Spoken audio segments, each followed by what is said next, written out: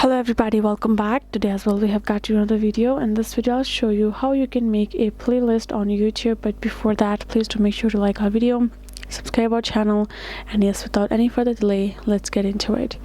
So for that, the very first thing you have to do is you simply have to access your YouTube app on your mobile phone. Go ahead, tap on it.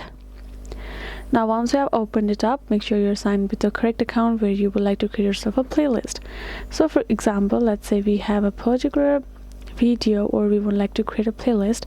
For that, all you have to do is simply, first method would be simply clicking on that particular video that you would like to get. And now once you have got that particular video of yours, you can see here in this bottom section you can find plenty of options, including liking, like and dislike, and etc.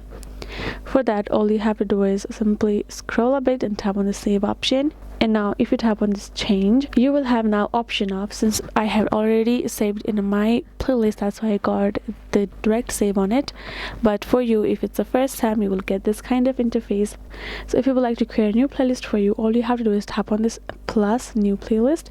Now go ahead, type a title, and now tap on this create. And now we have created our list. If you tap on the C list, we will be able to check out the list we have created so far, which is right over here. And if we go back and tap on our profile icon given in the below section, we will be able to see the playlist of ours. Tap on view all. Now you will be able to see all of the playlists that you have. You can simply tap on this drop down icon now, and you can also filter it accordingly, and you can see our list is categorized that way.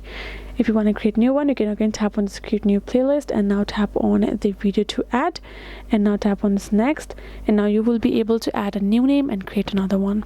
So that is how you do it. Hope this video was helpful to you all. Thank you so much for watching, and yes, I'll see you guys in our next video.